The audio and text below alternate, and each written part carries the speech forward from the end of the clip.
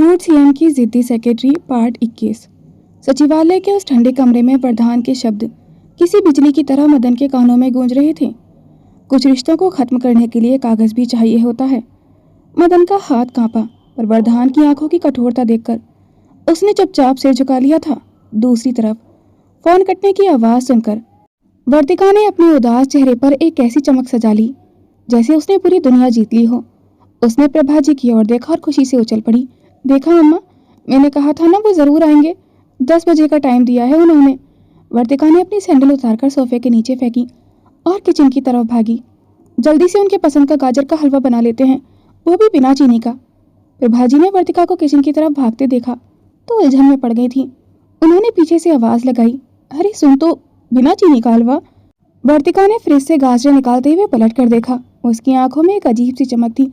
जी मम्मा, वो मीठा नहीं खाते, उसने गाजरें धोते हुए बड़ी सहजता से कहा, जैसे वे वर्धान की हर छोटी बड़ी आदत से पूरी तरह वाकिफ हो। तभी उसकी नजर कमरे के कोने में बैठी आस्था पर पड़ी। वर्तिका चहकते हुए उसके पास दौड़कर आई और उसके हाथ पकड़ लिए थे। आस्था सुनना, जल्दी से अपनी मेहंदी वाली कीप निकाल, मुझे उनकी नाम की मेहंदी लगानी है। आस्था कुछ बोलने ही वाली थी कि वर्तिका खिलखिलाकर हंस पड़ी। पता है, शादी पर भी उस मेहंदी वाली ने गलती से वर्धान सर का ही नाम लिख दिया था। कितनी डांट पड़ी थी उसे। बाद में हमें कितनी मुश्किल से उसे मिटाकर अभिज्ञान जी का नाम लिखवाना पड़ा था। पर इस बार कोई गलती नहीं होगी। उसने अपनी हथेली आस्था के सामने फैला दी और बेहद संजीदगी के साथ कहा, अब हमें और किसी का नाम नहीं चाहिए। अब हम सिर्फ और सिर्फ उनके नाम की मेहंदी लगाना चाहते हैं। रात के 9:45 बज रहे थे और घर के माहौल में एक अजीब सी बेचैनी और उमंग घुली हुई थी। वर्तिका जब अपने कमरे से बाहर आई तो उसे देखकर ऐसा लगा मानो वक्त ठहर गया हो। शादी के बाद आज पहली बार वह उस रूप में सजी थी जिसे देखकर उसकी रूह तक दमक रही थी। उसने हल्के पेस्टल रंग की रेशमी साड़ी पहनी थी, बालों में मोगरे की खुशबू थी और हाथों पर वर्धान का नाम रचा हुआ था। बाकी सब उसकी मुस्कान के सामने फीका पड़ रहा था। 9:55 हो चुके थे। उसने बार बार आईने में खुद को देखा, अपनी बिंदी ठीक की। वह मन ही मन रिहर्सल कर रही थी कि जब वर्धान आएंगे तो वो उन्हें कैसे डांटेगी। बोलेगी कि मिस्टर सीएम, आपको क्या लगता है आप इग्नोर करेंगे और मैं मान जाऊंगी? बिल्कुल नहीं।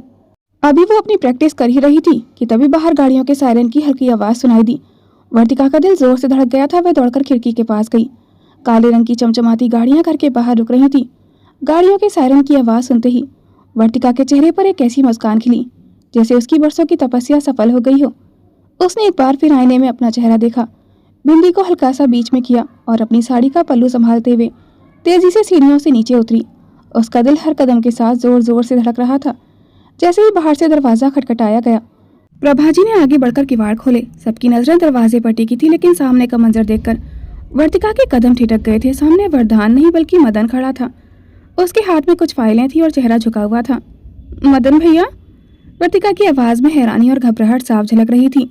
उसने व्याकुल होकर मदन के पीछे खाली गलियारे में झांका। सर कहाँ हैं? वो नहीं आए क्या? मदन ने एक पल के लिए नजरें उठाईं, फिर वर्धान की उसी पुरानी कठोरता को याद करते हुए अपना सिर झुका लिया था। उसने धीमे स्वर में कहा, वो मैडम, सर नीचे गाड़ी में आपका इंतजार कर रहे हैं। उन्होंने कहा है कि आप नीचे चलिए। ये सुनकर वहां खड़ी आस्था का पारा चढ़ गया था। वह चिढ़ते हुए आगे आई और बोली, ये क्या बात हुई भला? उन्हें खुद यहाँ ऊपर वर्तु को लेने आना चाहिए था। घर के दामाद हैं, कोई बाहरी मेहमान तो नहीं। तभी सोफे पर बैठे इंद्रप्रस्थ जी, जो अब तक खामोश थे, अपनी भारी आवाज में बोले, आस्था बेटा, बात को समझो। अब वो सिर्फ हमारे रिश्तेदार नहीं बल्कि इस राज्य के सीएम हैं। उनकी सुरक्षा और प्रोटोकॉल के कड़े नियम होते हैं। वो इस तरीके से कहीं भी सरेआम आ जा नहीं सकते। हर जगह मीडिया और विपक्ष की नजर होती है उन पर पापा? वर्तिका के चेहरे पर हल्की सी निराशा उभरी थी। उसने तो न जाने क्या क्या सोच रखा था। इंद्रप्रस्थ जी उठे और वर्तिका के सिर पर हाथ रखते हुए बड़े प्यार से बोले, देखो वर्तु, जवाई सा स्वभाव में थोड़े अलग हैं। वो अपनी जिम्मेदारी और मर्यादा को सबसे ऊपर रखते हैं। छोटी छोटी बातों पर गुस्सा नहीं होते बेटा। जाओ शाबाश, अच्छे बच्चों की तरह नीचे जाओ और उनका मान रखो। वर्तिका ने अपनी हथेली पर रची उस ताजा मेहंदी को देखा जब वरदान का नाम चमक रहा था। उसने एक गहरी सांस ली, अपने हाथों से बनाए गाजर के हलवे को आखिरी बार देखा, जैसे खुद को यकीन दिला रही हो कि सब ठीक है। फिर धीमे से बोली, चलिए भैया। उसने अपने माँ पापा का आशीर्वाद दिया और मदन के साथ नीचे आ गई थी। सामने काले रंग की बुलेट प्रूफ रेंज रोवर खड़ी थी जिसके पास कमांडो तैनात थे। मदन ने आगे बढ़कर गाड़ी का पिछला दरवाजा खोला। गाड़ी के अंदर के मंद अंधेरे में वर्धान बैठा था। जैसे ही वर्तिका अंदर दाखिल हुई और दरवाजा बंद हुआ, बाहर का सारा शोर एक पल में थम गया था। वर्धान, जो अब तक अपनी आंखें मूंदकर सीट से सिर टिकाए बैठा था, उसने धीरे से अपनी पलकियां उठाईं। वर्तिका को देखते ही वरदान के सीने में रुकी हुई वह सांस जैसे अचानक आजाद हो गई थी, जो सचिवालय के उस ठंडे कमरे से लेकर अब तक उसके फेफड़ों में कहीं अटक गई थी। ऐसा लग रहा था जैसे सुबह से वो वर्तिका को देखे बिना सांस ही नहीं ले पा रहा था। वर्तिका का वह पेस्टल रंग का जोड़ा, मोगरे की महक और उसका वह शोला श्रृंगार, वरदान के लिए ये सब किसी जादुई मंजर से कम नहीं था। वरदान ने कुछ नहीं कहा, बस अपनी गहरी और तपती हुई नजरों से उसे सिर से पांव तक निहारने लगा था। उसकी निगाहें वर्तिका के माथे की उस छोटी सी लाल बिंदी पर ठहरी, फिर फिसलते हुए उन काजल भरी आंखों पर आईं, जिनमें इंतजार की थकान और मिलने की चमक एक साथ तैर रही थी। वर्तिका ने अपनी नर्वसनेस छुपाने के लिए धीरे से अपनी हथेली उसके सामने की। ताज़ा मेहंदी की वह सौंधी खुशबू बंद गाड़ी के छोटे से दायरे में फैल गई थी। प्रधान की नज़र जैसे ही उस हथेली पर पड़े, अपने नाम प्रधान पर पड़ी। उसकी आंखों में एक अजीब सी हलचल पैदा हो रही थी। उसने बिना एक शब्द बोले वर्तिका की कलाई को अपनी उंगलियों के घेरे में लिया और इसे अपनी ओर थोड़ा करीब खींच लिया था। वर्तिका की सांसें तेज हो गई थी। उसने वर्तिका की हथेली को अपने चेहरे के करीब लाया। मेहंदी अभी पूरी तरह सूखी नहीं थी, लेकिन प्रधान को परवाह नहीं थी। उसने अपनी आंखें बंद की और उस खुशबू को अपने अंदर उतारने लगा था, जैसे वैसी महक के सहारे अपनी पूरी थकान मिटाना चाहता हो। वो उसकी हथेली को चूमने लगा था। वर्तिका ने हक बकाते हुए उसे डांटने की कोशिश की। मिस्टर सीएम, आपको क्या लगता है आप नीचे बुलाएंगे और मैं? इससे पहले कि वो कुछ कह पाती, प्रधान ने अपनी दूसरी उंगली उसके होठों पर रख दी थी। उसकी उंगलियों का स्पर्श वर्तिका के जिस्म में बिजली की तरह दौड़ गया था। प्रधान थोड़ा और झुका, इतना करीब कि उसकी गर्म सांसें वर्तिका के गालों को छूने लगी थी। उसने धीमी आवाज में फुसफुसाते हुए कहा, आज राजनीति की बातें सचिवालय में ही छोड़ आया हूँ, अभी सिर्फ तुम्हें देखने दो। प्रधान ने धीरे से अपनी उंगली हटाई, लेकिन दूर जाने के लिए नहीं। वह और करीब झुका, इतना कि उनके बीच हवा गुजरने की भी जगह नहीं बची थी। वर्तिका ने घबराहट में अपनी आंखें मूंद ली थीं। उसे महसूस हुआ कि वरदान के होठ उसके होठों को छूने ही वाले हैं। समर्पण और प्रेम के उस नाजुक पल में वर्तिका का दिल जोरों से धड़क रहा था, लेकिन जैसे ही वरदान के होठ उसकी त्वचा के करीब आए, अचानक उसके दिमाग के अंधेरे कोने में उसकी दिल की वह कड़वाहट बिजली की तरह कौंधी। सत्य प्रकाश के कहे गए वे शब्द उसके कानों में चीखने लगे थे, वो तरस खाती है तुझ पर। एक पल में वरदान का शरीर पत्थर सा सख्त हो गया था। उसे ऐसा लगा जैसे वर्तिका का ये प्यार, ये मेहंदी और ये सादगी उसकी सच्चाई नहीं बल्कि उसके प्रति एक एहसान है। वह पीछे झटका और अपना सिर दोनों हाथों से पकड़ लिया था, जैसे उसके दिमाग की नसें फटने वाली हों। वर्तिका ने घबराकर अपनी आंखें खोलीं। वरदान का अचानक दूर हटना और उसका चेहरा दर्द से भर जाना देख वह सहम गई थी। सर, क्या हुआ? उसने फिक्र से अपना हाथ बढ़ाया और जैसे ही वरदान के चेहरे के करीब ले गई थी, उसकी नज़र वरदान की कनपटी के पास लगे एक ताज़ा गहरे जख्म पर पड़ी। खून की एक हल्की सी लकीर वहां जम चुकी थी। हे भगवान सर, ये चोट! वर्तिका की आवाज़ कांप गई थी। उसने तड़पकर वरदान के सिर को छूना चाहा। ये कैसे लगी? आप ठीक तो हैं? मदन भैया ने तो कुछ नहीं बताया। जैसे ही वर्तिका की उंगलियों ने उस जख्म को छूने की कोशिश की, प्रधान ने बिजली की फुर्ती से उसका हाथ हवा में ही झटक दिया था। उसकी आंखों में वह पुरानी कठोरता और बेरुखी लौट आई थी। उसने अपनी गर्दन सीधी की और खिड़की के बाहर देखते हुए सपाट लहजे में कहा, कोई बड़ी बात नहीं है, एक लोहे की रॉड लग गई थी, सीधे बैठ जाओ और घर पहुंचने तक कोई सवाल मत करना। उसका स्वर इतना ठंडा था कि गाड़ी के अंदर की मोगरे की महक जैसे जम गई थी। वर्तिका की आंखों में आंसू छलक आए। वे समझ ही नहीं पा रही थी कि अभी जो इंसान उसकी हथेली को इतनी शिद्दत से चूम रहा था, वह अचानक इतना बेगाना कैसे हो गया। उसने अपनी मेहंदी वाली हथेली को मुट्ठी में भींच लिया, जो अब उसे जलती हुई महसूस हो रही थी। तभी वरदान ने गुस्से से मदन को आवाज लगाई, मदन, गाड़ी चलाओ। वरदान की आवाज अब पहले जैसी ही सपाट और अधिकारपूर्ण थी। मदन, जो बाहर मुस्तैद खड़ा था, तुरंत ड्राइविंग सीट पर आ बैठा। वरदान ने खिड़की का शीशा थोड़े नीचे किया और अपनी शर्ट के ऊपर के 2 बटन खोल दिए थे, जैसे उसे अचानक सफोकेशन महसूस हो रही हो। उसने अपना चेहरा दूसरी तरफ मोड़ लिया और बाहर अंधेरे में भागती सड़कों को देखने लगा था। वर्तिका हक्की बक्की उसे देख रही थी। वह अभी भी उस एहसास की खुमारी में थी और वरदान का ये अचानक बदला हुआ बर्ताव उसकी समझ से परे था। उसने मन ही मन चिढ़ते हुए सोचा, ये क्या था? अभी तो ऐसे प्यार जता रहे थे जैसे दुनिया में मेरे सिवा कुछ है ही नहीं, और अब ऐसे मुंह फेर कर बैठे हैं जैसे मैं अचानक किसी अप्सरा से पाताल लोक की पिशाचनी बन गई हूँ। उसने वरदान के सख्त चेहरे को तिरछी नजरों से देखा और बोली, एक तो पता नहीं ये कब मेरी समझ में आएंगे, कब इनके सर के ऊपर काले बादल हैं, कब सूर्य देव चमक रहे हैं, कब ये ठंडी बर्फ की तरह जम जाते हैं, कुछ पता ही नहीं चलता। मिस्टर सीएम और उनके ये हजारों मूड स्विंग्स।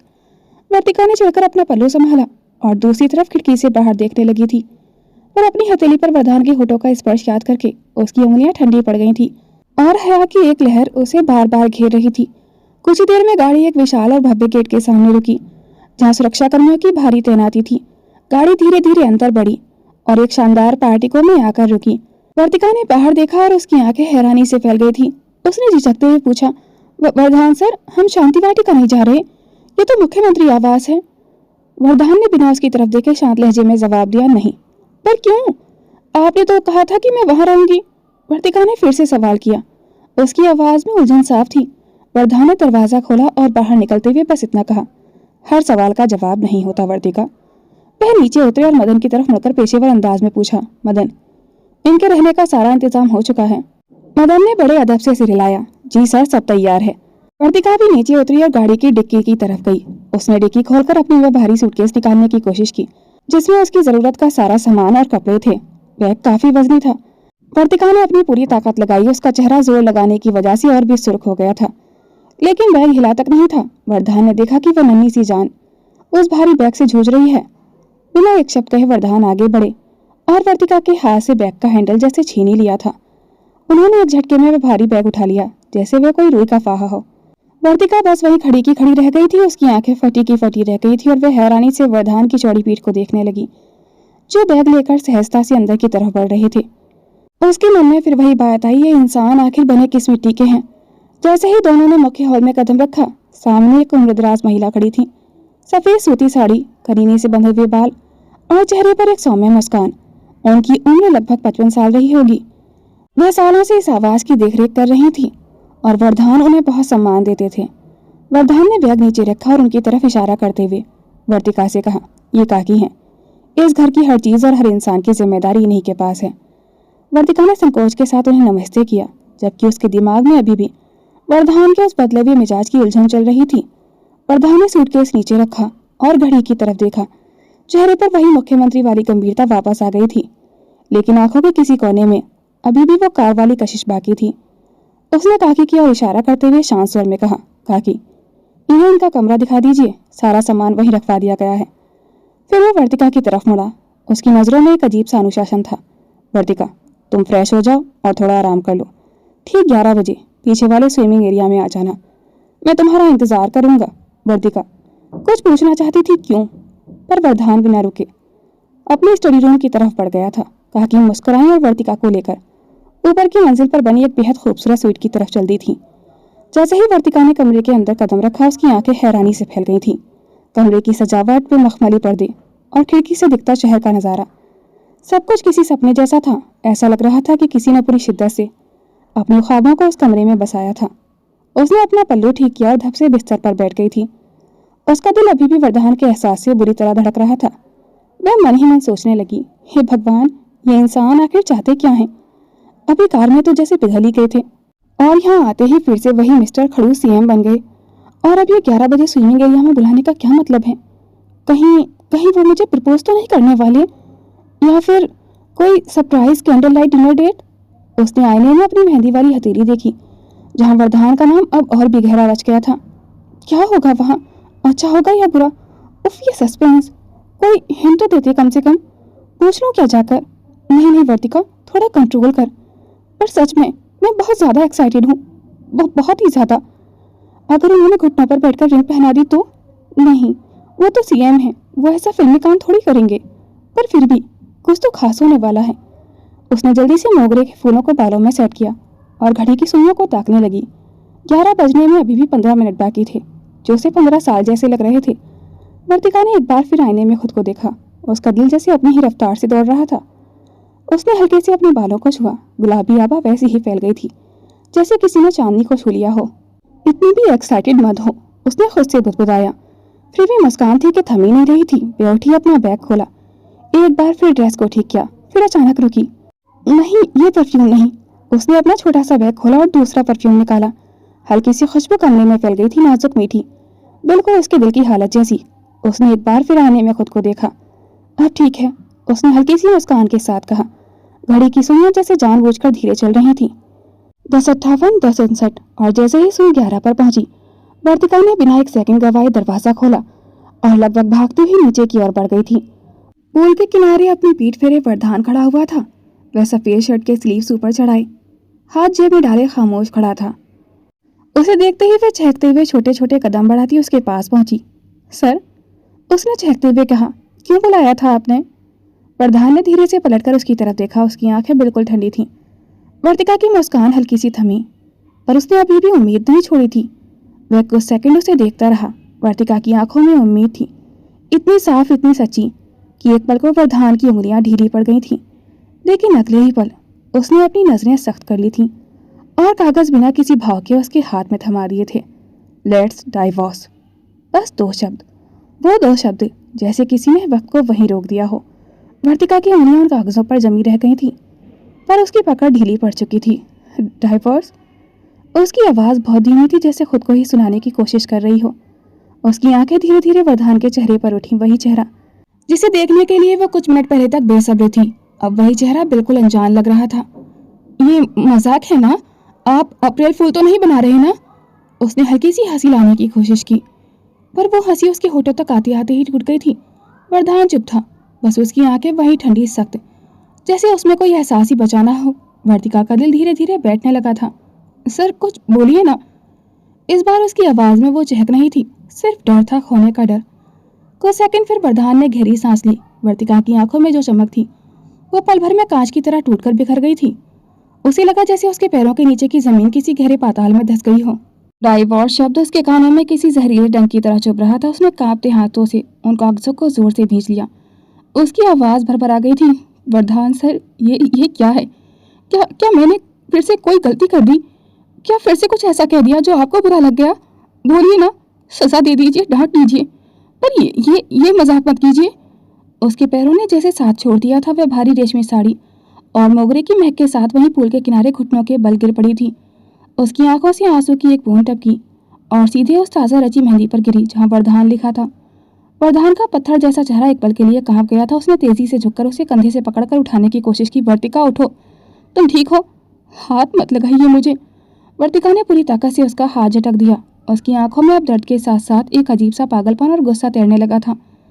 उसने अपनी सिसकियां रोकी और कांपते हुए आसपास देखने लगी, जैसे कोई ढूंढ रही हो। काकी, काकी, उसने बदहवास होकर पुकारा। फिर वर्धान की तरफ मुड़कर बेहद संजीदगी और कांपती आवाज में पूछा, बेलन मिलेगा क्या यहाँ?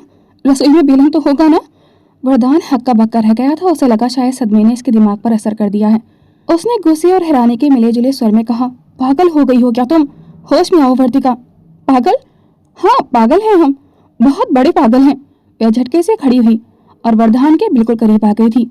उसकी आंखों में आंखें डालकर चीखी, पर हमसे भी बड़े पागल तो आप हैं। सच कह रही हूँ। मुझे पक्का यकीन है कि रॉड आपके सिर पर इतनी जोर से लगी है कि आपके दिमाग के नट बोल्ट ढीले हो गए हैं।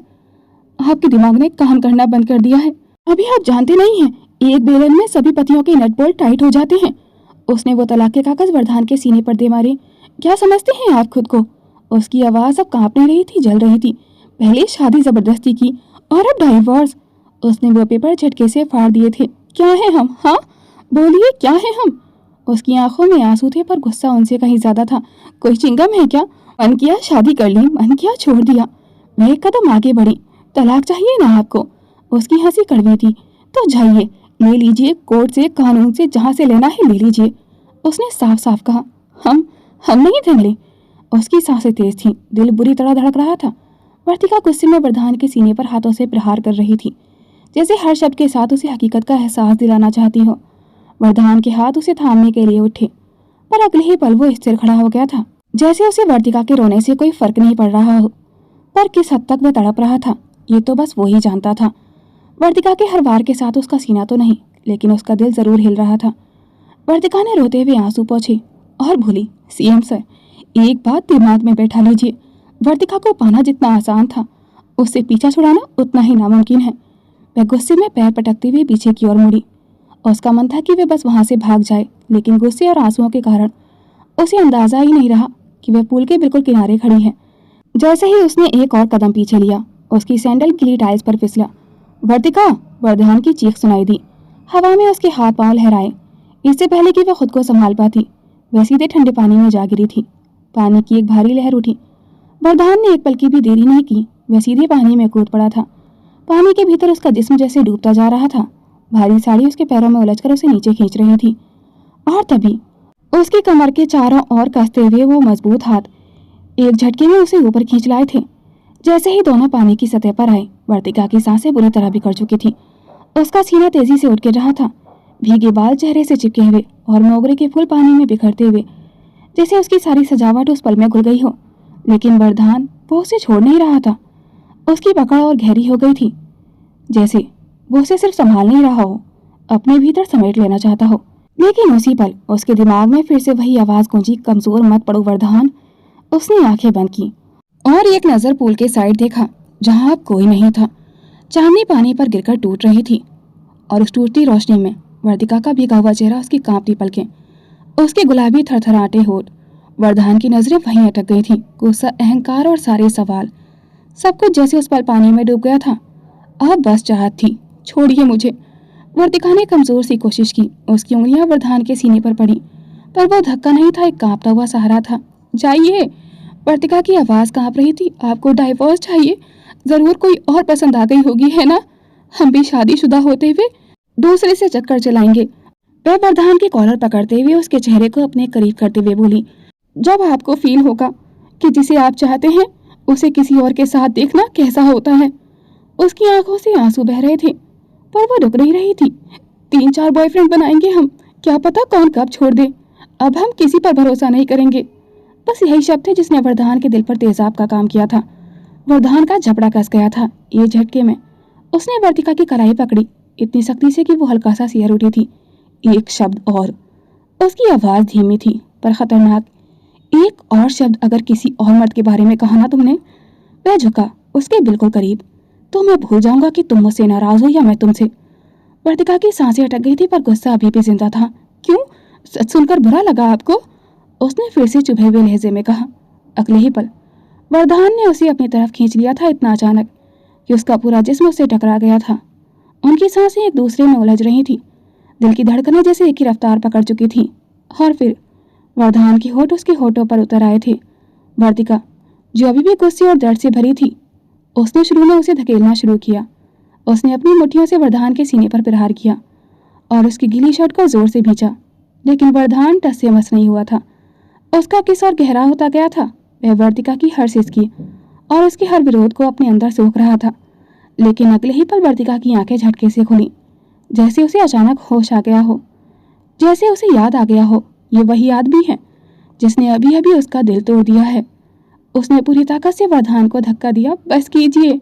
उसकी आवाज कांप रही थी, लेकिन इस बार उसमें टुटन से ज्यादा होश था। वह उससे अलग हुई, सांसें तेज, आंखें लाल, बाल चेहरे से चिपके हुए। इस जन्म तो क्या? उसने उंगली उठाकर उसकी तरफ इशारा किया। अगले 7 जन्म तक भी आप हमारे ही पति रहेंगे।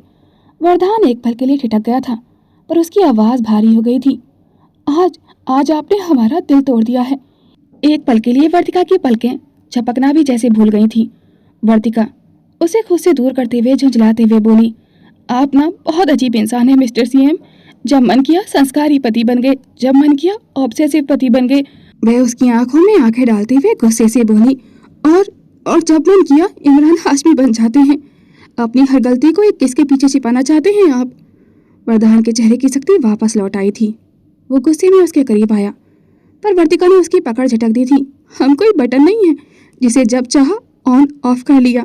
उसकी आंखों से आंसू फिर से गिर पड़े थे। उसने अपने चेहरे पर बिखरी लटों को बड़ी बेबाकी से पीछे किया और सीधा वरदान के सीने की तरफ उंगली दिखाकर बोली, आपको क्या लगता है मिस्टर सीएम, आप जब चाहें हुक्म सुना दें कि रिश्ता खत्म और हम बैग उठाकर मायके चले जाएंगे। ये जो 7 फेरे लिए थे ना हमने, वो सिर्फ आपके लिए नहीं मेरे लिए भी थे। और हम उस मिट्टी से आते हैं जहाँ सिंदूर एक बार लग जाए तो फिर वो मौत के साथ ही उतरता है। उसकी आवाज में अब सिसकी नहीं, बल्कि एक अजीब सा सुकून और जिद थी। उसने एक फीकी मुस्कान के साथ वरदान की आंखों में देखा और मासूमियत से बोली, आप चाहे जितना गुस्सा कर लीजिए, चाहे अपनी इस बेरुखी से हमारा दम घोट दीजिए, पर ये जो कागजों वाला खेल आप सोच रहे हैं ना, वो हमारे यहाँ नहीं चलता। आप कुछ भी कर लीजिए, तलाक तो नहीं होगा। वरदान ने उसे टोकना चाहा। वर्तिका, तुम समझ नहीं रही हो, हम सब समझ रहे हैं। वर्तिका ने उसकी बात काटते हुए कहा, आपको लग रहा है कि आप हमें छोड़कर महान बन रहे हैं, तो सुन लीजिए, हम भी जिद्दी कम नहीं हैं। हम इसी घर में रहेंगे आपकी पत्नी होने के हक के साथ। आप चाहे तो इमरान हाशमी बनकर कोशिश कर लीजिए या फिर वो खड़ूस सीएम बनकर, पर मिसेस वर्तिका वरदान सिंह शेखावत का टैग हमसे कोई छीन नहीं सकता। और ये जो दिमाग के स्क्रू हिले हुए हैं ना, बेलन से एक झटके में ठीक हो जाएंगे, जब देखो तब अपनी मर्जी चलाते हैं, उसने धीमे लेकिन साफ शब्दों में कहा। वह मुड़ी पानी को चीरते हुए भारी साड़ी के बावजूद लड़खड़ाते कदमों से वह पुल के किनारे तक पहुंच गई थी। वरदान बस उसे देखता रह गया था। वर्तिका ने खुद को संभालते हुए किनारा पकड़ा और एक झटके में बाहर निकल गई थी। भीगी साड़ी उसके शरीर से चिपकी थी। मोगरे के फूल अभी भी कुछ बालों में अटके हुए थे और बाकी पानी में बह चुके थे। वह बिना पीछे देखे आगे बढ़ गई थी। हर कदम के साथ पानी टपक रहा था और उसके दिल से भरोसा। वरदान वहीं खड़ा रह गया। पानी में उसकी मुट्ठियां भिजी हुई थी। वर्तिका के जाते ही वरदान के चेहरे की सख्ती गायब हो गई थी और एक गहरी मुस्कान उभर आई थी। उसने धीरे से कहा, आज साबित कर दिया आपने वर्तिका कि आप वाकई वरदान सिंह शेखावत की पत्नी हैं, उतनी ही जिद्दी और उतनी ही निडर।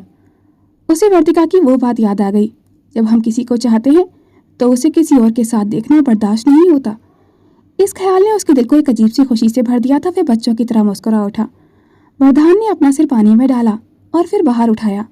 पानी उसके बालों से टपक रहा था। उसके होठों पर मुस्कान और आंखों में चमक थी। उसने धीरे से कहा, वो मुझे चाहती है, वो मुझे सच में चाहती है। अपनी खुशी जाहिर करने का उसे कोई रास्ता ना सूझा तो उसने एक गहरा गोता लगाया और पागलों की तरह पानी में हाथ पैर मारने लगा था।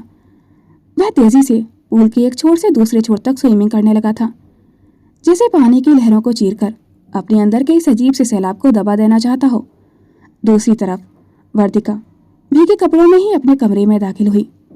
उसके चलने से फर्श पर पानी के निशान बन रहे थे, पर उसे परवाह नहीं थी। उसने झटके से अपना बैग खोला और उसमें से एक गहरे पर्पल कलर की साटन की नाइटी निकाली। उसने शीशे के सामने खड़े होकर अपने बिखरे हुए मोगरे के फूलों को बालों से नोचकर फेंके। उसकी आंखों में बासु नहीं बल्कि एक जिद थी। अभी आप वर्तिका परमार को जानते नहीं हैं सर, उसने खुद से बात करते हुए कहा। उसकी आवाज़ में एक अजीब सी तपिश थी। अगर आपका ये डाइवोर्स वाला भूत उतारकर आपको वापस लाइन पर नहीं ले आए तो हमारा नाम भी वर्तिका वरदान सिंह शेखावत नहीं। उसने अपनी गीली साड़ी उतारकर फेंकी और पर्पल नाइटी पहन ली थी और गुस्से में बुदबुदाते हुए बोली, हमें पता होता कि हम मुख्यमंत्री आवास आने वाले हैं तो लोअर टी शर्ट रखकर लाते, इसमें तो बहुत शर्म आएगी।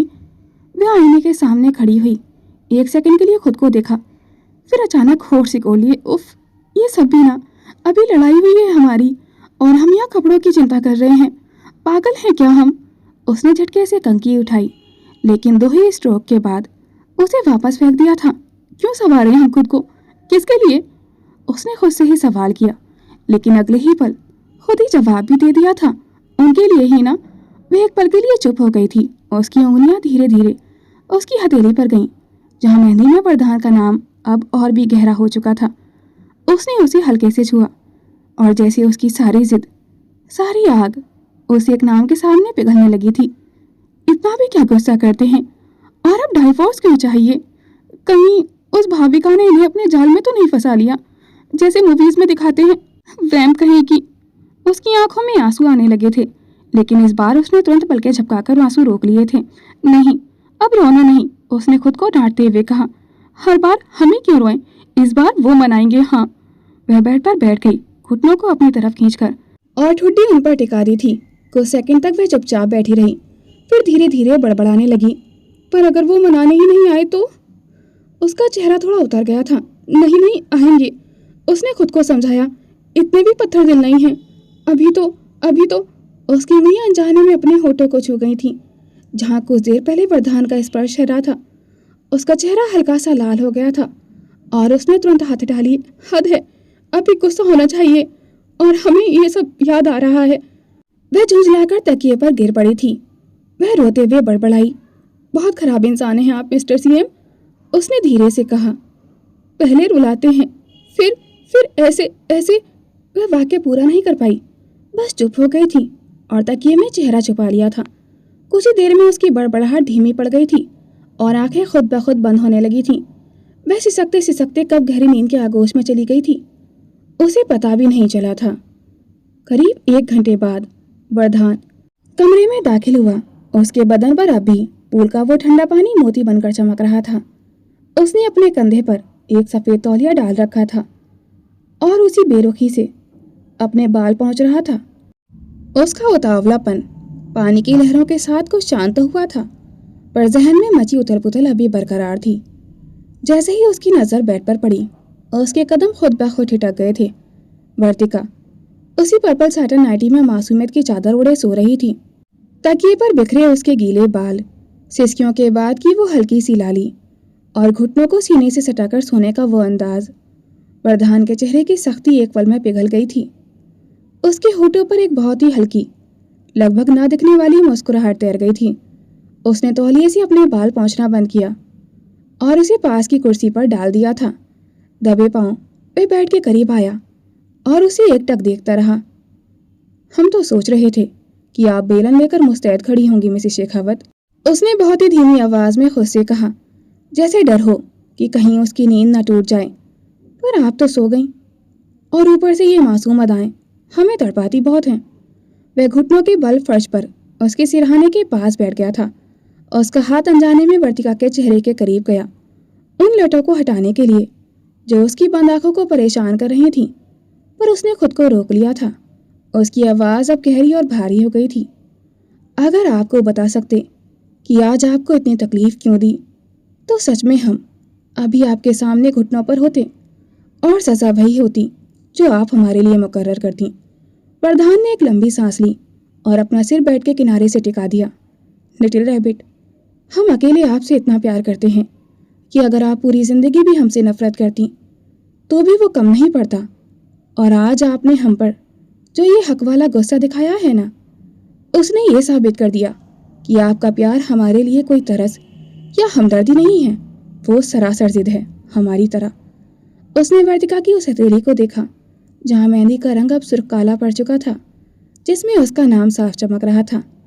बस कुछ दिन और जान, उसने बुदबुदाते हुए कहा। उसकी आंखों में एक अजीब सी बेबसी और बेपनाह मोहब्बत का मिला जुला सा आया था। उसके बाद अपनी सारी जान आप पर ही लुटा देंगे।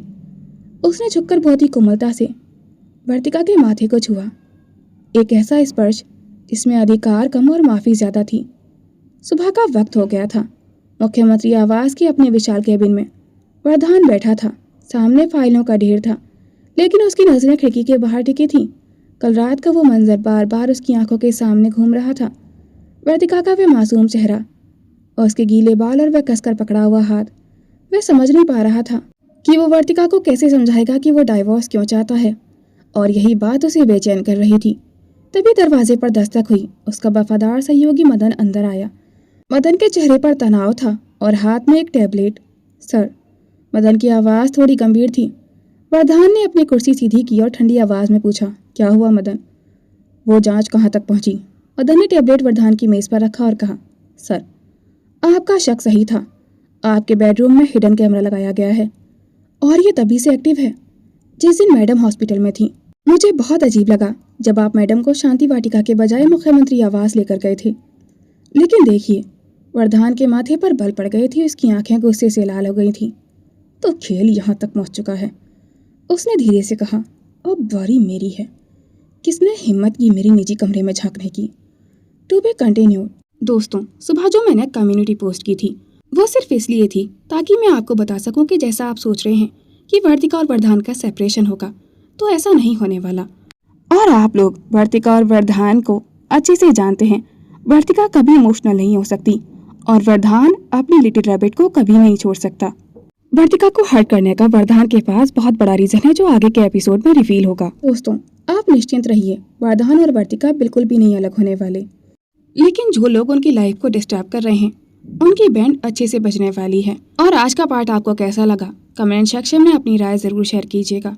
Thanks for watching. Please like, comment and share this video. Don't forget to subscribe my YouTube channel for more interesting videos.